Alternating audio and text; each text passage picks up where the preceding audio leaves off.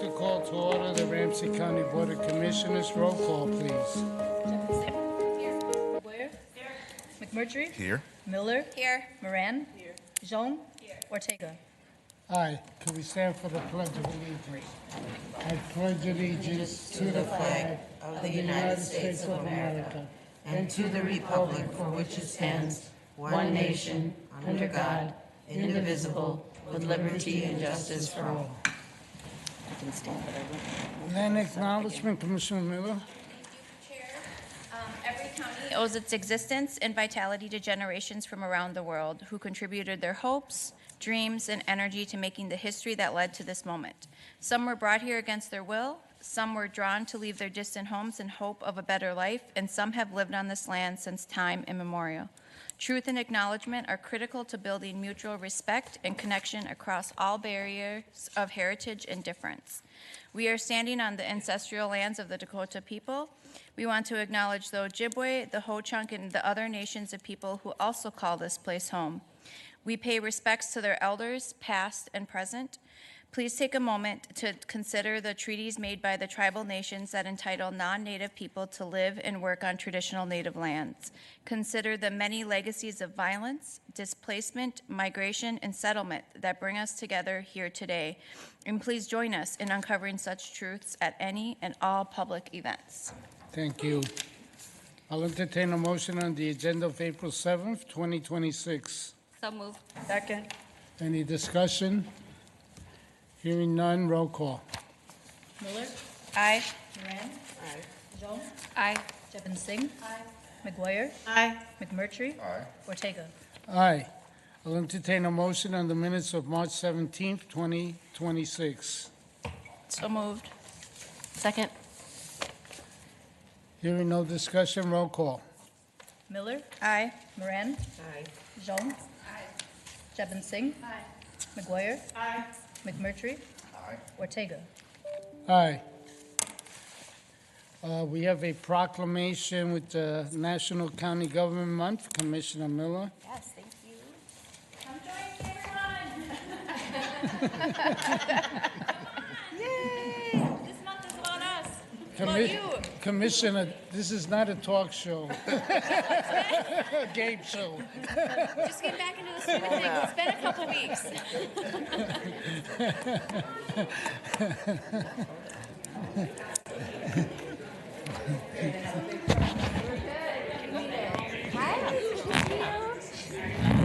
I think today we have time for everyone to introduce themselves. These are from all different departments. We have a light agenda. I can walk. Deputy Director should be up here too.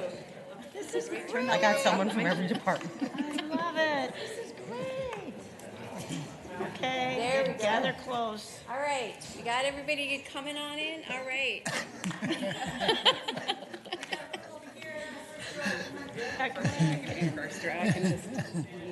All right, guys. Hello. This is great. Great. What a Look great at this photo. group. Yeah. Come on. I just want to say, this is a great group that helps our county move, or our county serve. So thank you guys. Thank you guys for being here. This is awesome. Look at this. All right, so National County Government Month highlights the essential roles county play in daily life by providing critical services, connecting systems, and supporting healthy, safe, and vibrant communities. This proclamation recognizes the wide range of services Ramsey County delivers, from roads and public safety to elections, libraries, and service centers that residents rely on every day. It expresses appreciation for dedicated county employees and encourages residents to learn more about county government and how it serves and strengthens the community. So, we give this to Jason.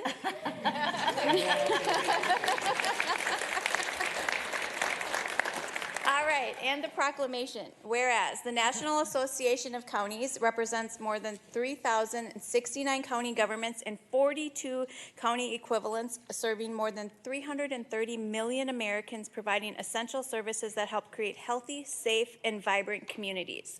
And whereas since 1991, NACO has encouraged counties across the nation to celebrate National County Government Month each April to raise awareness of the important roles counties play in residents' daily lives. And whereas through NACO's We Are Counties initiatives across the country are highlighting how county governments connect communities, deliver critical services, and improve residents' quality of life. And whereas counties serve as an essential bridge between federal, state, and local governments, ensuring programs and resources reach residents effectively at the county level and community level. And whereas Ramsey County employees provide vital services that residents rely on every day, including maintaining 293 miles of county roads, 67 bridges, more than 30,000 traffic signs, 10,000 drainage structures, and over 360 traffic signals to support safe transportation across the county. And whereas Ramsey County's Emergency Communications Center is the largest 911 center in Minnesota, handling nearly 1 million emergency and non-emergency calls and texts annually to support public safety and emergency response. And whereas Ramsey County elections ensure access to fair and secure elections, administering elections across 148 polling places and early voting sites with the support of more than 1,200 election judges. And whereas Ramsey County Library provides essential educational and community resources, welcoming more than 1.4 million in-person visitors and over 10 million online visitors annually. Whereas Ramsey County Service Centers supported 65,360 residents in 2025, connecting community members to essential services across all service locations and demonstrating the county's commitment to accessible, community-based services. And whereas Ramsey County remains committed to its vision of a vibrant community where all are valued and thrive, working together through the One Ramsey County approach to strengthen partnerships, deliver effective services, and improve the quality of life for all residents. Now, therefore be it proclaimed that the Ramsey County Board of Commissioners hereby declares April 2026 as National County Government Month in Ramsey County, and be it further proclaimed that the Ramsey County Board of Commissioners encourages residents, schools, county officials, and employees to learn more about county government and recognize the essential services counties provide to communities every day. And be it further proclaimed that the Ramsey County Board of Commissioners extends its appreciation to the dedicated Ramsey County employees whose commitment, expertise, and public service help strengthen the community and demonstrate that we are counties.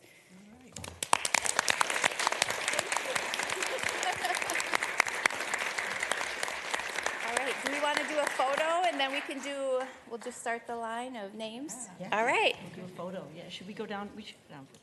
Yeah, you guys should. Come on. We are counties, so let's go. This is also your month. Come on. Director McCabe, you too. And Jean, what are you doing sitting down? Come on. Thanks. Come on, Jean, you too. Oh, I'll come back here for a little. Here, Ling, you can come in front of me. Come on, Ling. This is you. Oh. Yes. We can help it. We can help it. It's not just me.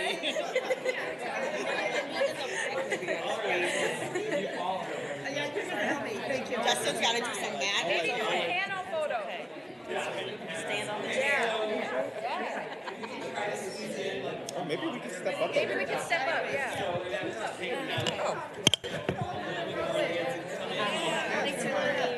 Down here. And I was like, I don't want to hold it by myself. I'm just a little too close. We can touch. Allow for touching for 30 seconds. Oh, No, you stand tall, Jason. I don't want to blind anyone in the back. We'll find a hole. You got a great camera. We all get in. Rose, please don't excuse yourself. I'm doing it. Oh, that looks really good. So then take 7. He's got to respond to a text first. All right, I'll count down from 3. 3, 2, 1. Let's do a couple more. 3, 2, 1. Perfect. Last one. 3, 2, 1. Amazing. Thank you. Don't leave. Oh, don't leave. You have to say your names. Sorry.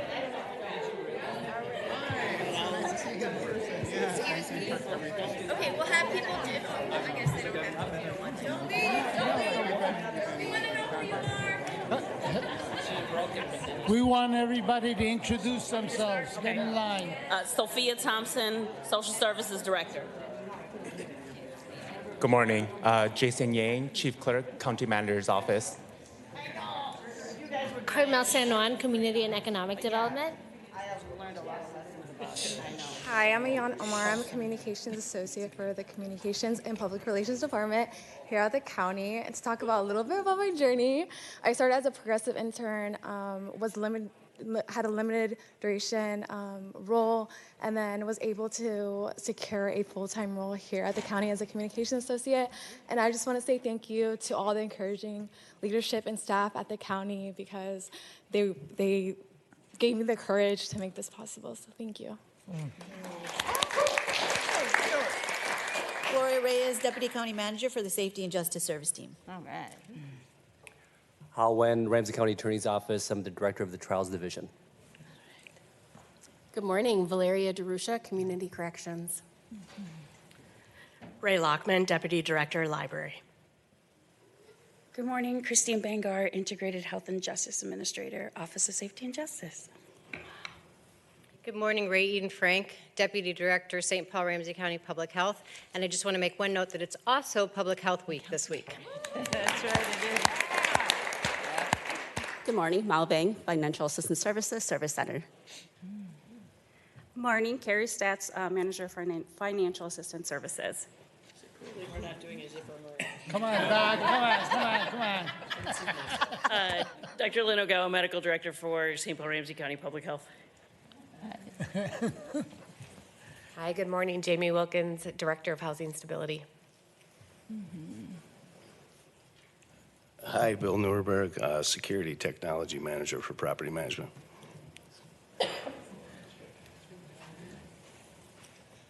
Good morning. My name is Mark Descallis. I'm the Chief Investigator, but my mother only thinks I'm the only chief, but there it is. But I'm the Chief Investigator with the Medical Examiner's Office. Thank you so much. Kim, just to make you wait once more. Good morning, I'm Chetan Ganatra, Chief Information Officer for the Ramsey County. Hi, Dan Palmer, Deputy Director, Emergency Communications.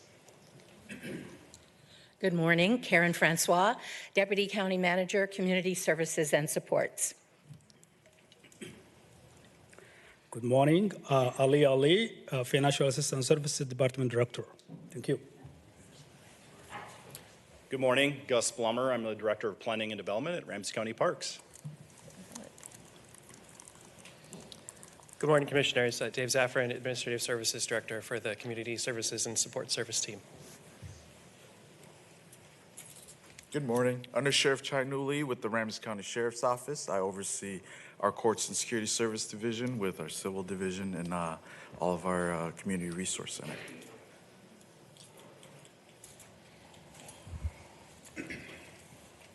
Good morning, Daryl Gillette, Inspector, Ramsey County Sheriff's Office, Youth Services, Community Outreach. Thank you.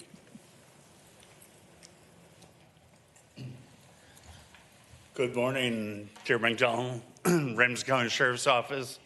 I oversee the Capital Vitality Program. Thank you. Good morning, everyone. Elijah Norris Holiday, Planning Manager for the Office of Safety and Justice. Good morning, Josh Krieger, Controller for Safety and Justice Service Team. Good morning, Patience Ferguson, Chief Human Resources Officer. Good morning, Ambrosia Mosby Velasco. I'm the Assistant Division Director in Trials for the County Attorney's Office.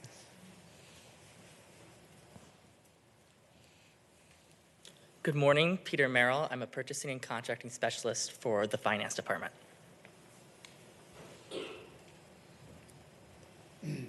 Good morning. I'm Chris S. Jensen. I'm the Assistant Division Director of our Human Services Legal at the County Attorney's Office. Thank you.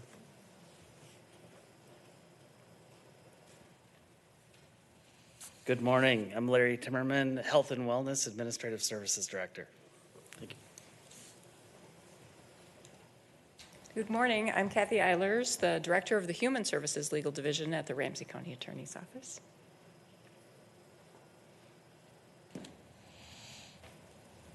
Good morning, Commissioners. My name is Eric Willems. I'm the Director of Administration for the County Attorney's Office.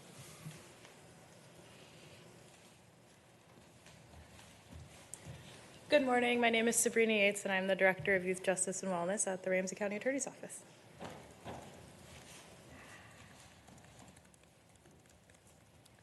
Good morning. My name is Rebecca Hansen. I work in finance on the Treasury team.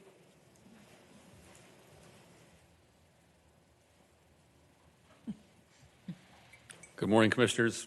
Brian Isaacson, your friendly Public Works Director.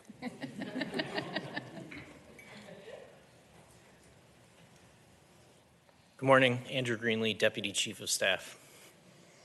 Thank you all for your service.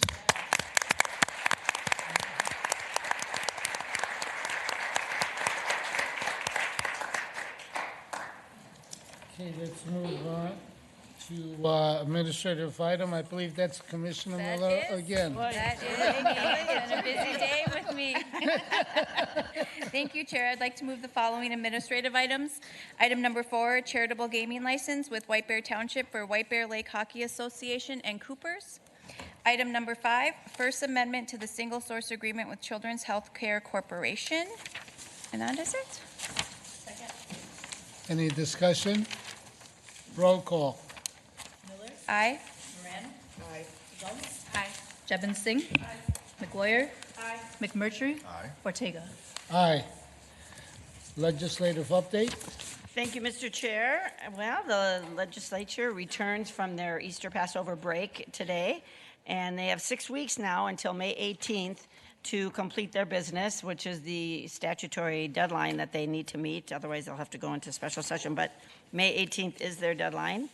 The governor released his proposed budget last month on March 18th, and we're still waiting for bill language for his budget proposals in several areas, including parts of the Department of Human Services, which is a big area that we're looking forward to seeing language on that.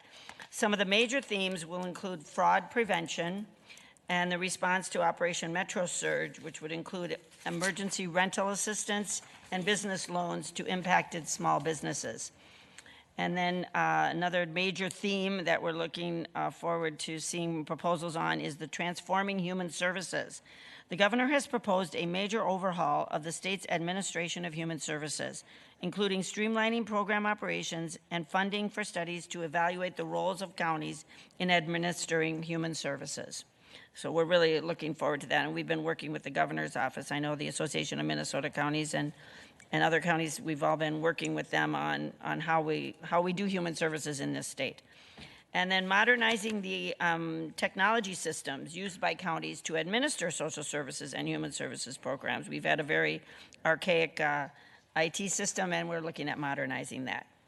So additionally, the chair of the Senate Health and Human Services Committee has a modernization bill that would establish a steering committee like the one in the governor's proposal to provide recommendation on human services IT systems. And it has bipartisan support, which we're very grateful for. And unfortunately is rare this session, but we're looking forward to having some work done on that. And then the SNAP and HR 1, we're following a bill related to implementing changes to SNAP made by HR 1. This bill would require the Department of Children, Youth, and Families to cover a big portion of the costs that HR passes down to states. We're looking for bipartisan support on that. We haven't got it yet. So, but it's about the big shift that the federal government is putting down onto states and counties, and we're looking at ways to how we're going to cover that shift. In the federal update, the president's budget, the president released his fiscal year 2027 budget request, includes a 42% increase in funding for the military and steep cuts in domestic spending. So we're disappointed by the cuts in domestic spending. The administration intends to pursue its budget priorities through the party line reconciliation process, as they did last year with H.R. 1, eliminating the need for 60 votes to overcome a filibuster. So we're not in support of that, and so we would rather have it go through the budgeting process. There's the Save America Act, which is a bill to really require a lot more restrictions on voting and things, and so we're following that with great interest, and we're hoping that that does not pass. Then the Department of Human Services partial shutdown has not been resolved. We've been following to see how reforms in the Department of Human Services pursues immigration enforcement operations, but negotiations are still ongoing in that area. So we're still working with our federal government as many ways as we can, and our federal delegation has been really helpful, most of which have been helpful. Our direct representatives have been working with us on these issues, so we're grateful for that. Thank you, Mr. Chair. Thank you. County Connections? Yeah, thank you, Mr. Chair. I just wanted to give two updates today. The first one is a couple of weekends ago on Saturday, March 28th, over 100,000 people took part in the No Kings March through St. Paul, ending at the state capitol for a rally with multiple speakers, politicians, and performers. The event drew people from all over and lasted over 5 hours. Having a big event in Ramsey County takes an enormous amount of time and planning to ensure that our community is safe.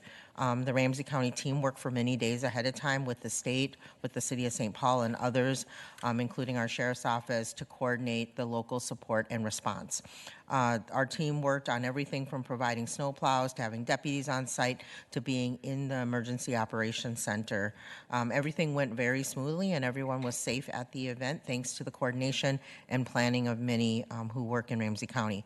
I want to take a few minutes to thank that group of employees, many of who have worked several weekends actually throughout the spring already with the weather and other incidents. So we're really definitely operating as one Ramsey County for these significant events. First of all, Alex Kutza, who's our COO, who was serving as acting county manager while I was on vacation and could get a little bit of a break. And so I appreciate her. And then Judd Freed and Christy Stauffer from our emergency management, Homeland Security, Phil Bainbroth from the county sheriff's office, Brian Isaacson, Rich Pofeser from Public Works, Gene Kruger from property management, and Rosalind Zay from communications, and really all their teams. You know, those are just the folks that were kind of leading the different parts, but we know that there were many people working underneath that.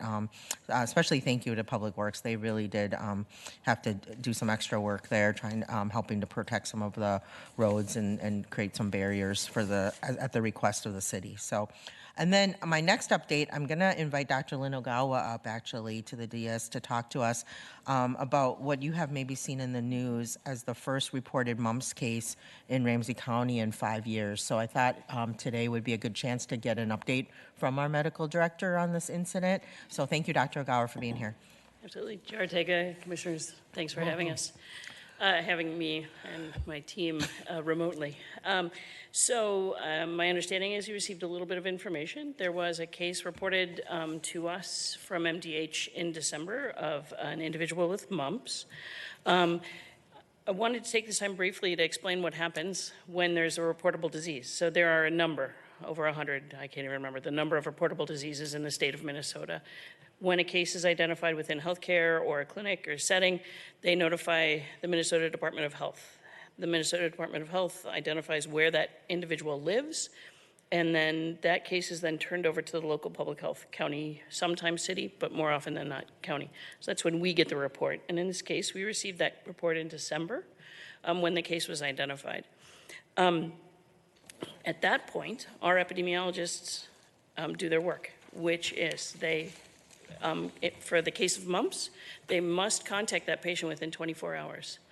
In measles, it has to happen immediately, regardless of when we receive that report. For other diseases, it depends on the disease, but other examples are pertussis, varicella, measles, all of those. At that point, we do a check in with the patient, find out how they're doing, how they're feeling.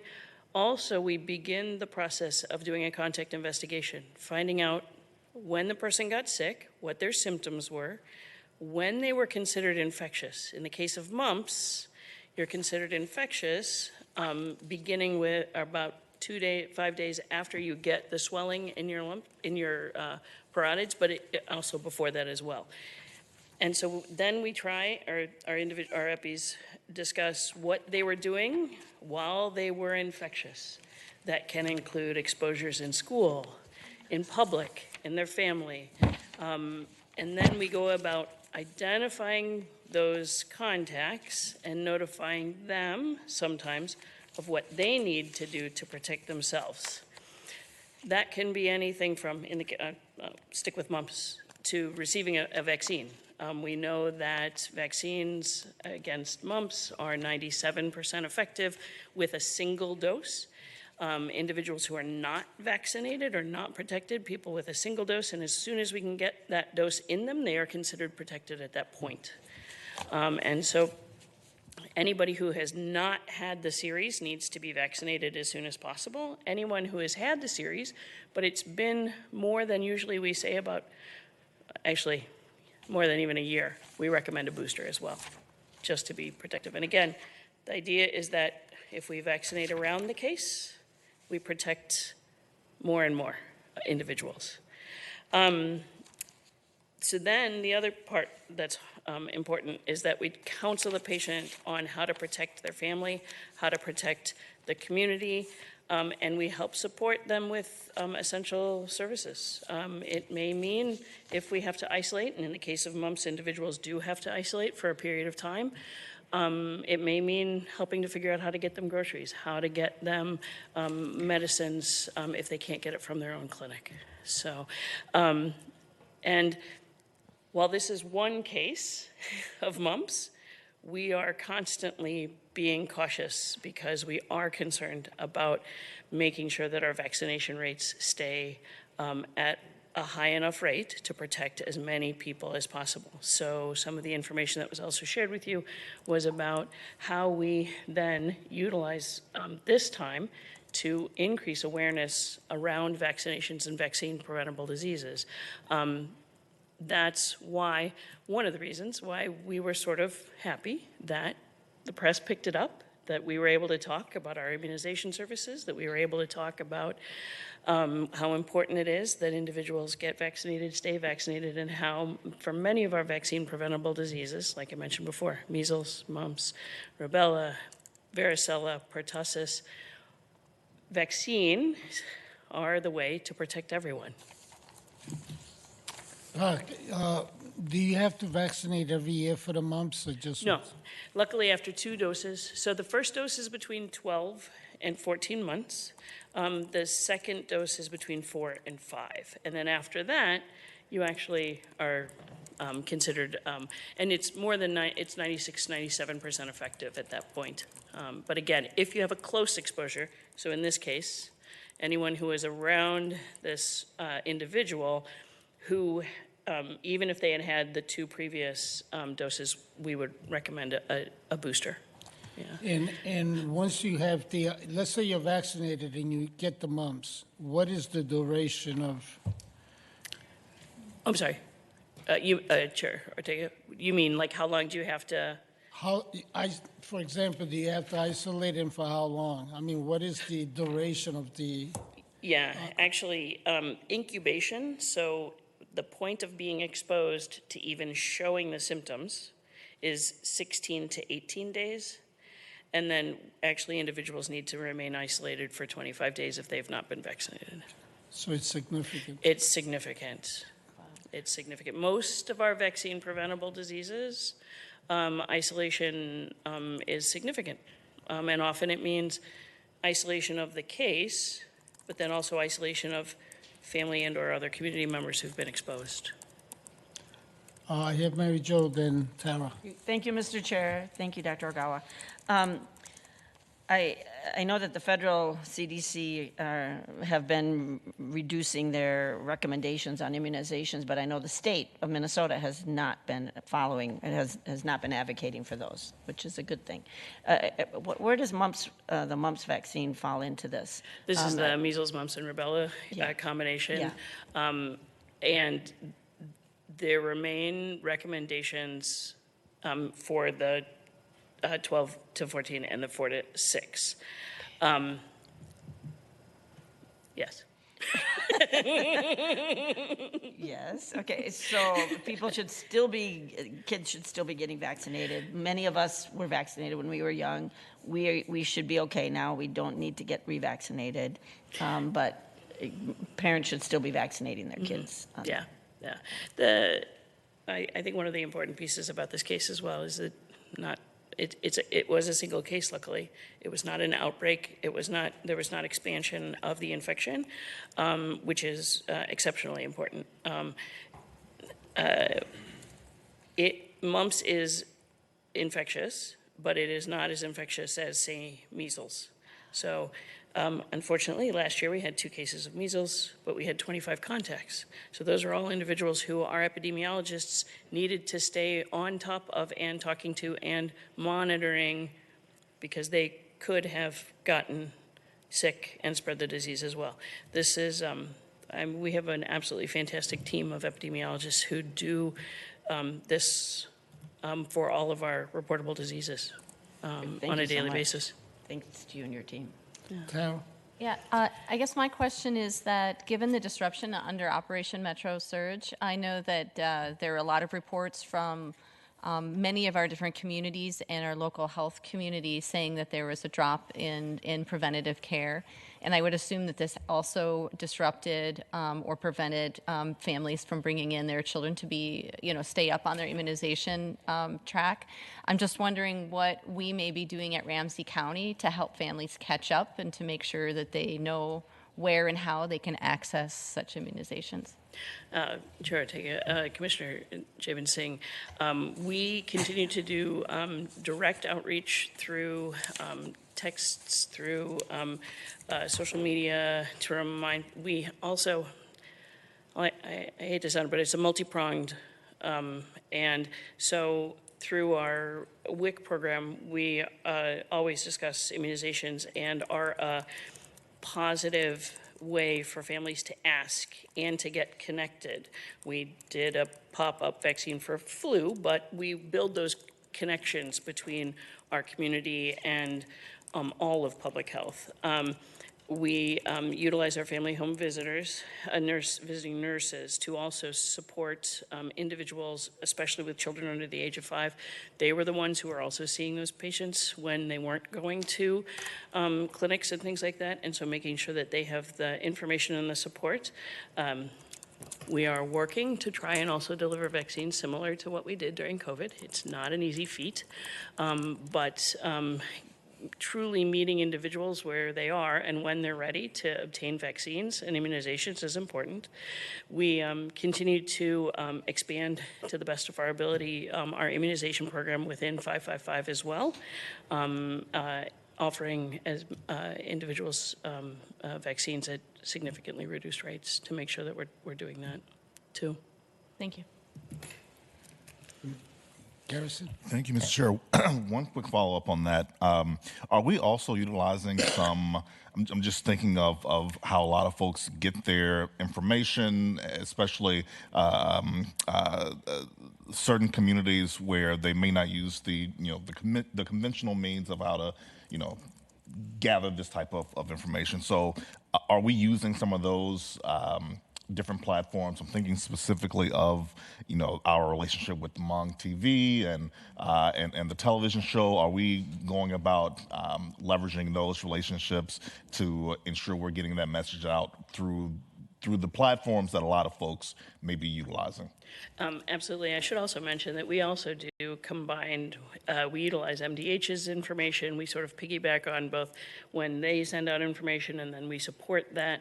We also utilize our trusted messengers, our experiences, so that they're getting information from individuals who they trust to begin with, and then it's better received in many ways.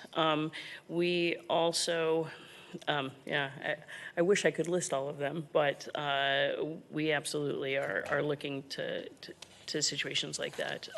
We have been on Hmong TV a handful of times. We've done other spots in the past. we often talk about not just vaccinations, but we also talk about the vaccine preventable diseases. So individuals also understand the why behind vaccines. I hate to admit, but I think sometimes we've done a lot of saying, get your shots, get your shots, get your shots. But we also need to help support that why and who it helps and who it protects. And so we also talk about those situations as well. Thank you, and thank you for your work. And I probably missed this, but where in Ramsey, was this in Ramsey County? Correct. The outbreak, where in Ramsey County? It wasn't an outbreak, I'm sorry, Chair Ortega, Commissioner Moran, I'm also not following all the protocols, I apologize. But it was a single case, not an outbreak. An outbreak is defined as greater or 3 or more cases linked in time or place. And an outbreak requires a coordinated effort in terms of, again, like I described earlier, our epidemiologist may be reaching out to a single case, but if we have an outbreak, that it's not a straight line, it's often logarithmic. So in other words, the number of individuals who've been exposed and the number of individuals who can potentially pass a disease can rise very quickly. And so It was in Minnesota? It was in Ramsey County. Ramsey County. Correct. And our last case, and this is why it sort of made the news, our last case was 5 years ago, which is good, but we are always concerned about more cases I now. have 2 other questions. Can you just describe the symptoms again Absolutely. for mumps? And then I was just wondering if we have a partnership with the public schools within Ramsey County. I'm sorry, say it. I was thinking, do we have a partnership with the public schools? Because that's definitely a way to reach, children and families through our school system. Absolutely. So, Chair Ortega, Commissioner Moran, to answer the first question, mumps tends to begin with a headache, fever, fatigue, a loss of appetite or anorexia. That lasts a couple of days, and then about 48 hours, the historic swelling of the parotid glands, the mumps, as they called them, occur. And then that can last up to a week or so, or more. There can be other complications. The most common one that people report is an orchitis or inflammation of the testicles. That happens about 15 to 30% of the time in post-pubertal men.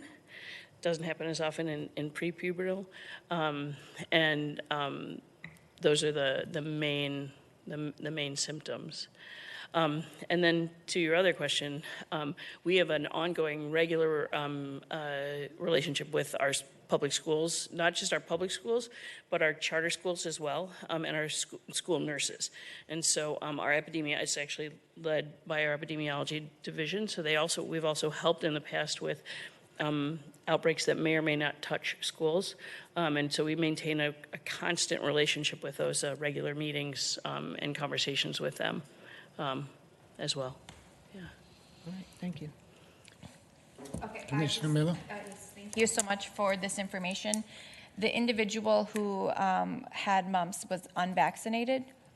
Actually, I'm not allowed to talk about that. But getting the vaccination is the first line of defense. However, I'm not allowed to talk about that. However, we know, and I like to point out that we know that it's 97% effective.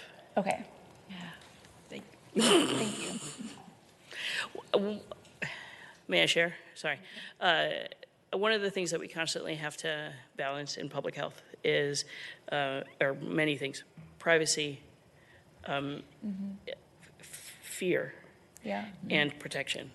And it's not an easy balance, but we often, we try very hard to respect individuals' privacy.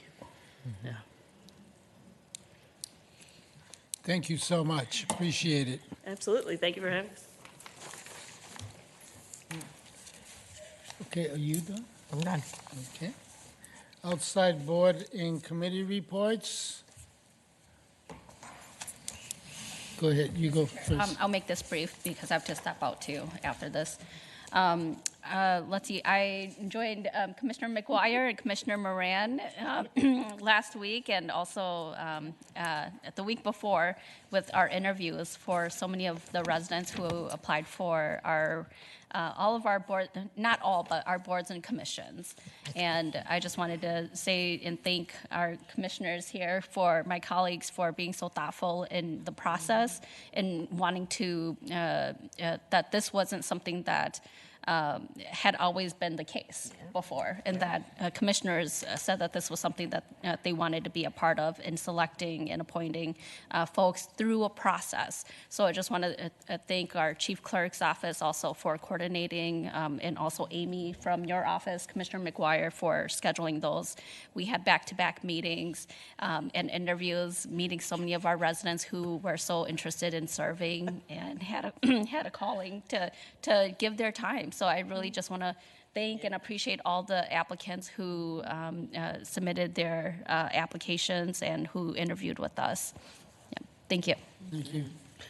Thank you. Thank you, Mr. Chair. I'm going to just add on my gratitude as well. It was a great process. It's as we've all been participating in these, and it wasn't always done to have interviews, but it's a lot of interviews, and just but it's really helpful to really get a sense of who's applying for our commissions and boards. And thanks to the public for putting their names forward. Thanks to all of us for doing it. Thanks to the chief clerk's office for setting for helping with all of that, and of course to Amy, my scheduler, who was working hard on that. It's such a great process to really get a sense of the people that are applying, and to really talk to them about what kinds of service they want to provide to our county, and it's gratifying. So thank you to everyone who applied, and people will be hearing about who we've selected, and we just encourage, if you're not selected, to continue to apply. So with that, Mr. Chair, I also want to say thanks to all of the department employees that came for County Government Month. Thank you, County Manager, for setting this up. It's really amazing to see the number of people that are in the departments that we have that are really working on behalf of our public. So it's great to recognize that. I will say that we saw a big example of that during the No Kings rally, which I actually watched. I wasn't able to participate, but to see the snowplows. And when I heard there were snowplows, I'm like, yeah, but it's not snowing. But the snowplows were providing barriers, which I thought was just perfect, So everybody was doing so much work at whatever they could do, and they were just providing, a place to keep the cars from going there. And I am just so grateful and impressed with the work that, as County Manager said, the work that all of our departments did in having hundreds of thousands, over 100,000, I think, people come to our county on that Saturday. So grateful for that. The MELSA board, our Metropolitan Public Libraries Board, met, and we got our annual report and heard from our finance committee, but it's great to hear from all the metro libraries and how we're working together to provide really much appreciated and widely used services to our libraries. Also, the Ramsey County League of Local Governments had their board meeting. I want to thank my colleague, Commissioner Jevon Singh, for attending that as well. And we got to hear about, the work we're doing moving forward in our strategic plan and our initiatives that we have in 2026. And they include, increasing member engagement and communication, a lot of programs and learning opportunities, which we have a lot of, and then doing our collective work, which this year includes our chloride reduction, which is our salt reduction on our roads, which gets into our groundwater. So also we have, I want to thank our elections team, who are out in our communities a lot, as we've been saying. They did a panel for the Roseville Area League of Women Voters. David Triplett came and was on a panel there and our just to talk about the truth, trust in the ballot box, understanding the election security system in Ramsey County. So thanks to David Triplett for doing that. Also, we have the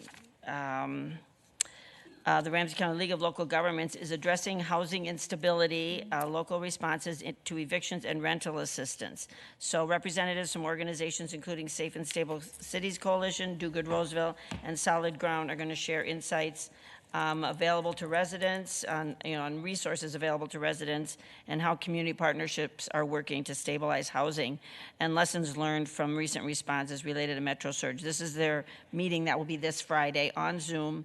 It's at Ramsey County League of Local Governments, so I encourage all of you to listen in on that one. And I think someone else will mention this, but this Sunday is the Northland Cup, which is the hockey game between the city of St. Paul and the Ramsey County, and it's a great fundraiser for the Domestic Abuse Project, and for so we encourage people to come and cheer on your team and participate and contribute to a good cause. That's this Sunday.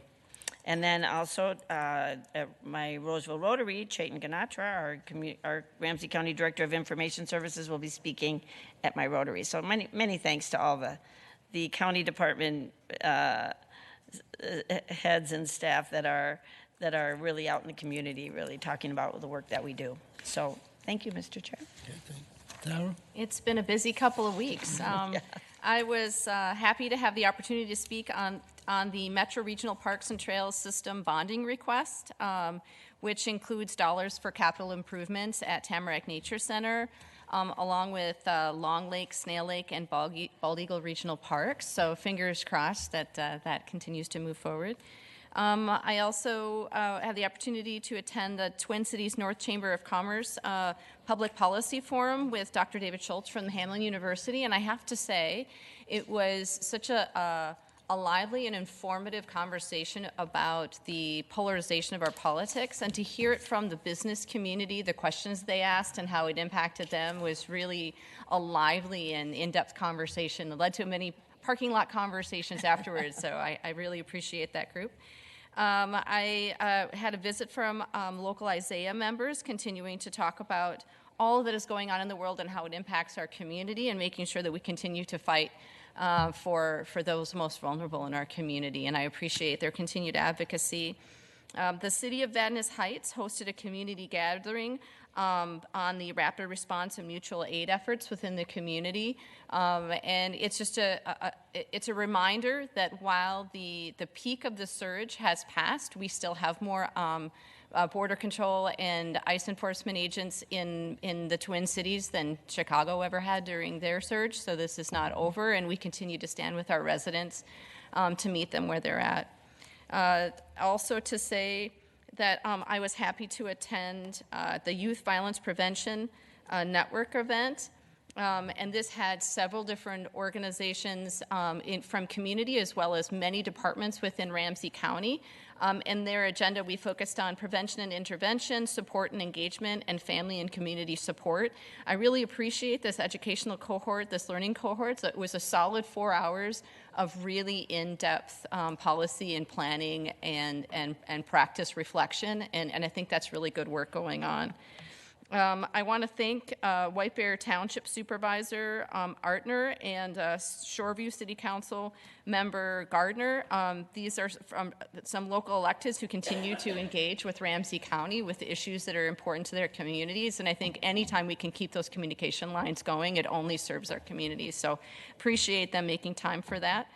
The JDA Advisory Committee continues to meet regularly, preparing to make a recommendation to the Joint Development Authority on a hybrid approach to development. So we anticipate that there will be a presentation coming soon to the full JDA to vote on what kind of a proposal we'll be seeking for our next developer or developers.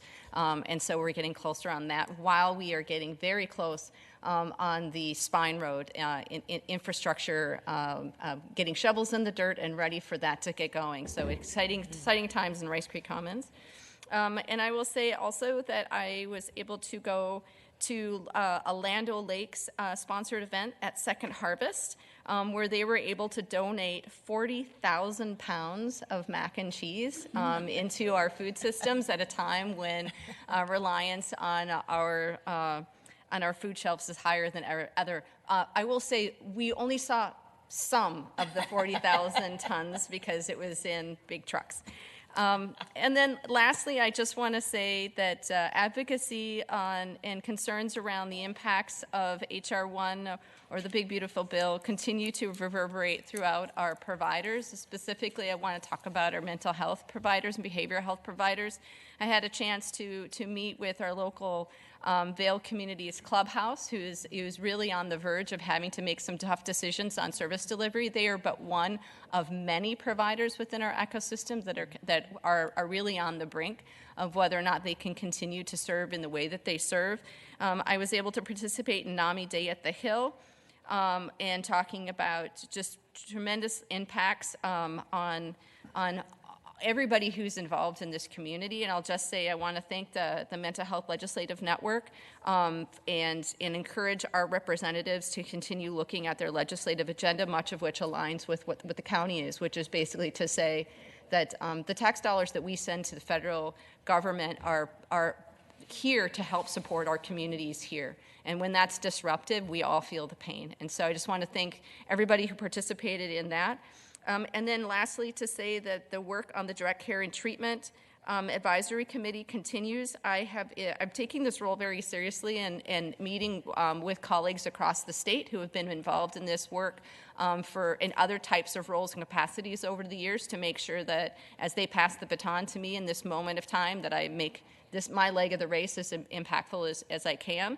And also want to thank the staff and throughout many departments in Ramsey County who are engaged in the lives of folks who are impacted by direct care and treatment as part of our mental health and justice system for their bringing in their expertise and their continued work to make these systems better. So thank you for that. Thank you, Mr. Chair. A couple of things I wanted to highlight. First, I had a chance to volunteer at the Zion Community Commons in my district in Hamlin Midway neighborhood. They're a local open market organization, does a lot of work to provide free food for folks in the community as well as a free meal on Thursdays. And so it was just great to be in community, to get a chance to speak with their executive director, Colin, and to hear more about the work they've been doing over the last couple of months, especially with Metro Surge and the increase in need for so many folks in our community, but also how so many residents have stepped up to volunteer to really help take food to folks in the community who were unable to leave their homes during that time. So really appreciate the team at Zion for inviting me and for volunteering a couple of weeks ago. Also had a chance, we had our latest JIPTech meeting, the Joint Property Tax Advisory Committee had a chance to hear from all three jurisdictions specifically on their legislative priorities for this legislative session. It was really good to get a better understanding of where they're putting a lot of their efforts for this year, but also it fed into the new framework that we're also trying to build, where we're trying to be more collaborative as these three jurisdictions and determine ways that we all can be more efficient and more streamlined as we work towards, really addressing property taxes for folks in our communities. I had a chance to speak at the Capital Region Watershed District Annual Recognition Awards a couple of weeks ago. Really awesome opportunity to meet, one, to see their facility, which I had not visited before, but also just to meet so many folks in the community who are associated with this organization and hear more about the work they're doing to protect our water resources, to really be influential in our communities on how we can go about doing that. And so we honored a number of the folks who have been a part of that work at this event. And then I had a chance to be the keynote speaker at the MICA Policy Breakfast. MICA is an organization organization that centers really around affordable housing in our community, and they had chapters from across the region come to be a part of this policy breakfast as they kicked off their morning and then made their way to the Capitol for a lot of their advocacy efforts. And so I really appreciate the leaders at MICA for not only the work that they're doing, but for also inviting me to be a part of the event and to just speak more to the importance of affordable housing in our community, and also highlight the amazing work that I think we are doing here at the county to invest in that housing. And then the last thing I'll highlight is I had a chance to attend the Generation Next annual event. Generation Next is an organization that centers around data and really coming up with solutions around the achievement gap for so many of our kids in our community. Both mayors from Minneapolis and St. Paul spoke, as well as the superintendents from Minneapolis Public Schools and St. Paul Public Schools. And so it was great to just be in that space with community to determine ways that we can continue to lessen that gap for so many folks in our communities. And I'll end with this. I will just say 40,000 pounds of mac and cheese is very impressive. It's honestly like a family reunion for me, because we take mac and cheese very, very serious in my neighborhood. So 40,000 pounds is pretty good. That's it for me. Thank you. I agree with that. I love it. I just want to echo my appreciation to Commissioners Zhang, McGuire, and Moran for doing the advisory board interviews. We lucked out this round, so thank you, Ortega, for not choosing the newbies again. Everybody gets a turn. Everybody gets a turn. So I attended the Ramsey County's 4th Green Construction Training Cohort, led by the Center for Energy and Environment.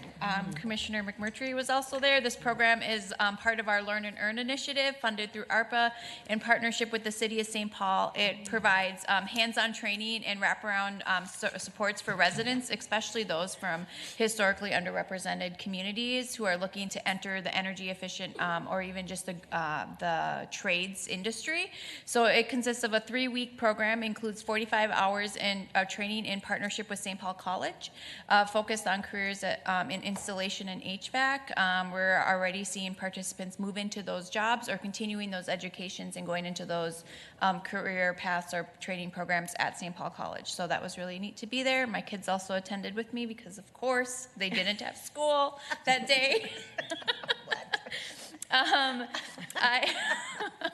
I also attended the Association of Minnesota Counties Leadership Summit in Nisswa, and that was focused on transforming leadership. Their keynote speaker, who was the whole time we were there, was Scott Danemiller.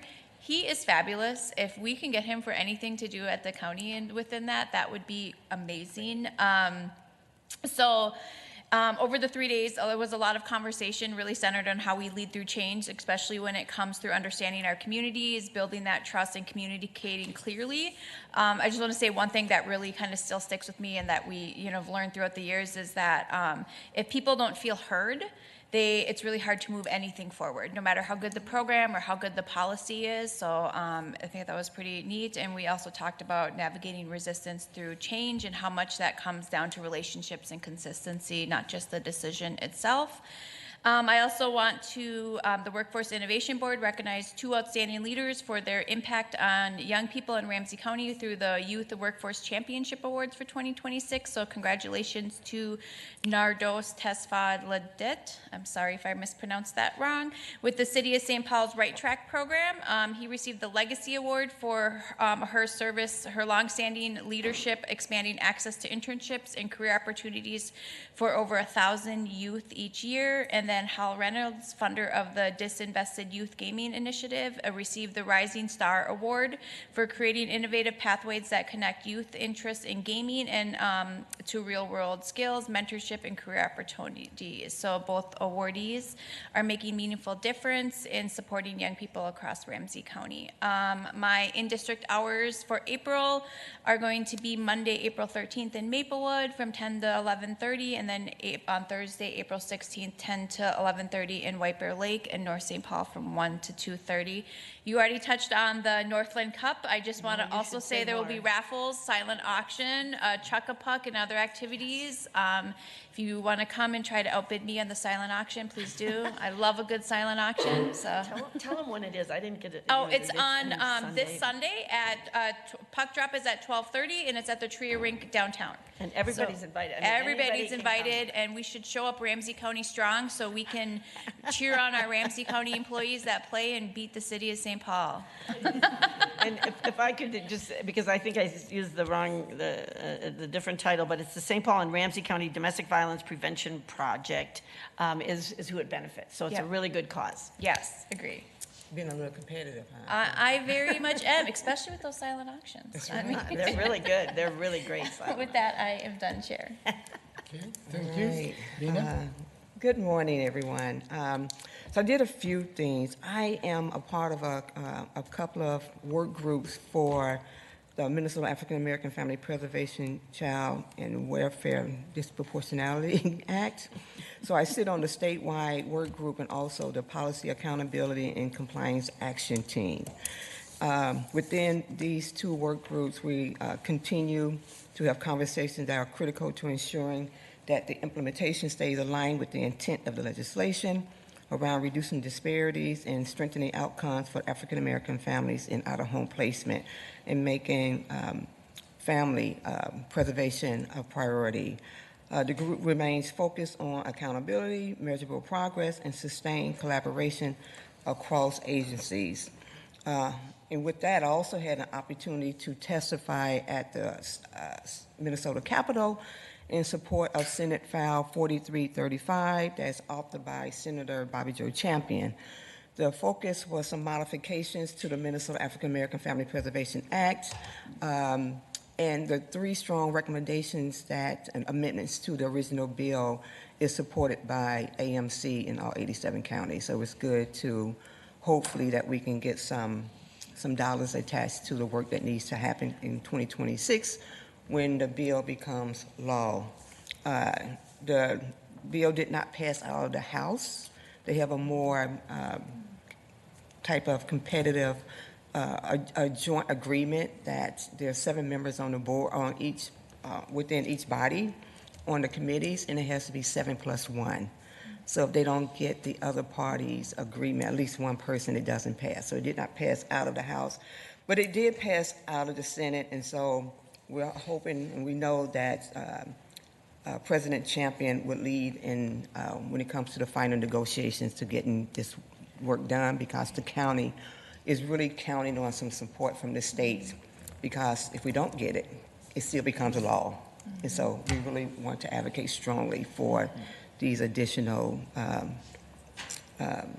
amendments, modifications to the bill. I continue to sit on the Metropolitan Minnesota Control Mosquito Board District, and just to highlight that this meeting continues to provide important updates on seasonal preparedness as we get into spring and summer. For those things we call the mosquito-borne diseases, prevention is a big focus in coordinated response strategies across the metro area. MMCD continues to play a key role in protecting public health through proactive monitoring and community engagement efforts. I had the privilege and the honor to be recognized for Black Women Are Divine Minnesota Award. This is an award, and I've gotten some awards, but when an award comes from the community, there's nothing more important to than that. This recognition celebrates the leadership, the impact, and the contributions of Black women who are making a difference in their community across Minnesota. So again, I am so grateful to be acknowledged alongside so many other powerful women who continue to lead with purpose, resilience, and commitment to uplifting others. And this including just not elected, but community, women from the community. So what an honor. Congratulations. Got a little, I should have brought it, not kidding. Also joined a team discussion reviewing priorities within the racial and health equity strategy, reinforcing our commitment to advancing equitable outcomes across Ramsey County systems. And that same day, I welcome Damon Jenkins, who is the Senior Vice President of First Independence Bank. So they had like a little small grand opening. A bigger one is to come later on in the summer. But was able to discuss the strengthening financial access and community investment opportunities. So Independence Bank is the first owned Black bank. And so this is the second location. They have one location in Minneapolis on Lake Street. And when I first heard that they was coming to Minnesota, I continued to say, I need to open an account there. But I don't want to go to Minneapolis, right? I don't have to go so far. So it was really a joy to see them located right here in St. Paul, in my district on University Avenue, on University and Dale. And I did open me a bank account with them. Yeah. March was also the month where Iftar is celebrated, so I was able to do a few gatherings February into March with the invitation for Representative Samika Hussein and my very, very good friends, Saeed O'Shea in Minneapolis. I sometimes know I don't have geographic boundaries, and so I found myself in many different places showing up. But Saeed O'Shea is just a wonderful, wonderful close friend that, as we reflected on our friendship over the last 15 years, it was really just to show up in celebrating community reflections and connections during the holy month of Ramadan. And two more things. So I also attended the opening or recognition of Benjamin Mays School, which is also located in my district off Concordia, Dale and Concordia, where that school is going to be transitioning to an Afrocentric learning model under the direction of Superintendent Dr. Stacy Stanley. The goal is to help build identity, community, and excellence. It will be fully open into an Afrocentric learning model school in the fall of 2026. The school will offer unique, enriching, and rigorous educational experience through the lens of Black history, designed to empower all scholars to achieve their full potential by fostering academic excellence, high self-esteem, and a profound appreciation for the rich diversity of humanity. So that was a big celebration. You know, there's many other schools. We have a Mon school, a Somali school. We have a Native American school. And so this is one where we also feel that knowing your identity is really, really important. And it will bring that for all the students that are attending Benjamin Mays schools. And just a shout out to the Cultural Awareness Center. They have like a cultural conclave, a cultural conclave. So I'm like, so what is a conclave, we may ask? So I brought some information to help us understand what that is. The conclave is a time of gathering for retreat, reflection, and deep connection. This is something that they do every year. As a participant, we spend time looking into ourselves. Often we show up for something and we're looking at how other people need to improve themselves. But sometimes it's about the self. So it's a time to do some deep reflections on self, getting to know each other and discussing the leadership needed for a more equitable and inclusive Minnesota. So everything is a dialogue. It's a cultural self-study dialogue that is engaged, where speakers say that they brought some new understanding for ourselves. And sometimes that's where we can just spend some time, is improving ourselves so that we can work across all cultures for the benefit of all. So it's a two-day event, two-day gathering, very, very insightful, good food. You know, they always feed you. So there's 2 meals, a breakfast and a lunch, and just in a space of being vulnerable and sharing of yourself and thoughts. And that's it for me. Thank you very much. Following today's board meeting will be a workshop regarding the ice arenas, and that's going to be chaired by Commissioner John. And then this afternoon, a human resources transformation. Commissioner Jevon Singh will chair that workshop. We are adjourned. There you go, Jackie. You did a fabulous job today. Thank you. I appreciate going anywhere. You did. Stay.